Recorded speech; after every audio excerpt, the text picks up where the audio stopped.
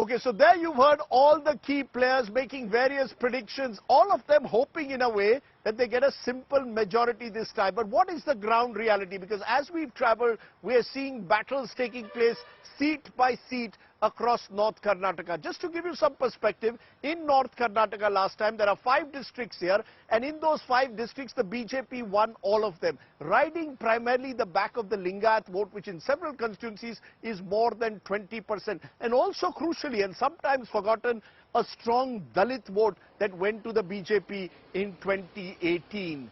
This time, will it be very different with major leaders leaving the party from the Lingayat community? Mr. Yediyurappa no longer the BJP's face, and the Congress seemingly putting up a more cohesive challenge. What really is it looking like at the moment in Karnataka? To join me now are some special guests. I'm joined by Yashwant Deshmukh of C-Voter. I'm joined by Sanjay Kumar of CSDS.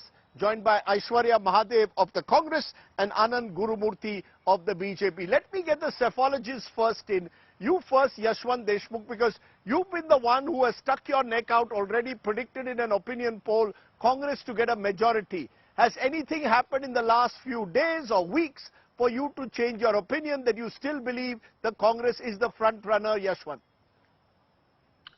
I still believe that Congress is still the front runner, but yes, the contest has narrowed down for sure. I mean, it's a much closer contest than what we have been talking about, probably because of the candidates and also because of the campaign trail that has started.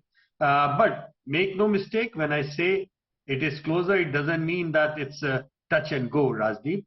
As far as I am concerned, even at this point of time, I see Congress as in an advantageous position in Karnataka. However, we all know, we all say a week is a long time, and BJP of course has one big ace up to their arms, that is the campaign of Prime Minister Modi, and we still need to see when that biscuit starts and what kind of impact does that have, and whether if that impact is going to have, we can see the impact right in this month, in May, or whether it is going to be seen 12 months down the lane. So that's the key question. You know, that's an interesting point you're making, because a number of people that I spoke to were, speaking to common people, many of them said maybe they'll vote for the Congress for the state election, but they will choose Modi for the center. And we've seen that often happen in Karnataka. In that sense, Sanjay Kumar, Karnataka is an interesting state. In previous elections, going back in time, the BJP has done very well in 2019 Lok Sabha. 2018 was much closer. In 2013 also the Congress won the election, but 2014 the BJP edged ahead in the Lok Sabha. Is there a distinction you think that voters are drawing in many states, and Karnataka may be no exception now, between a Vidhan Sabha and a Lok Sabha election? Are you sensing that, given the kind of numbers that are coming out in certain opinion polls? Rajdeep, at this moment it would be very difficult to make an assessment whether voters are sensing that they will vote for a particular party in the assembly election, but when it comes to the Lok Sabha election, they are going to choose a different party. But you have already stated, look at Karnataka, what has happened in Karnataka for the last 2 decades. People have voted overwhelmingly in favor of BJP when it comes to the Lok Sabha election. That has not been the case when people have voted to choose the state government. And that's not only the case for Karnataka, that's the case for Delhi, Delhi,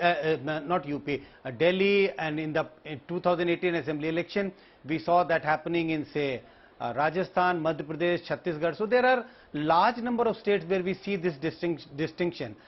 This distinction has sharpened during last 4 or 5 years.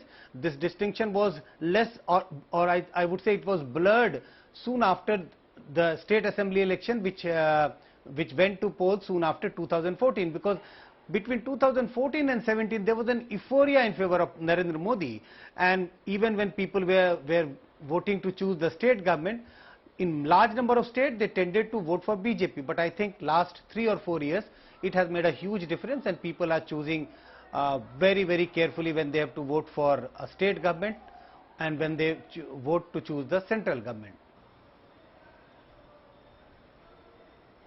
You know, on that point, Aishwarya Mahadev, one thing one hears from one X factor, and I'll come to all these X factors one by one, is the Modi factor.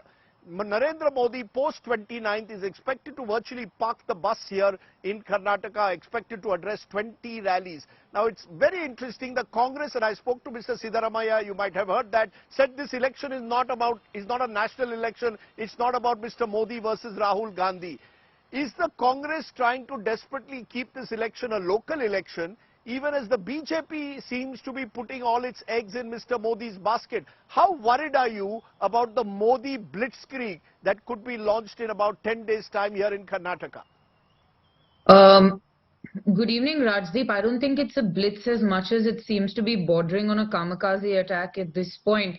For the singular fact that the man wants to have more than 20 rallies for a week is him trying to salvage a situation, because the BJP here is so far gone from trying to fix what has happened to them that even the national leadership believes that this is the line that they want to take. They want to make it a Modi election, and you've seen that it hasn't particularly worked. Whether you saw it in Himachal Pradesh and other places, that local anti-incumbency is so huge that even your national leadership will not help you, and particularly being a southern state, Prime Minister Modi doesn't hold much sway. And Rajdeep, let me remind you, 2019 polls, the reason the BJP won was more because of the Congress-JDS coalition, which couldn't take off the ground because of the workers not working, as opposed to it being a Modi wave. Because even in 2014, with Prime Minister Modi coming to power, Karnataka Congress sent 17 parliamentarians to Delhi, and that is the reality.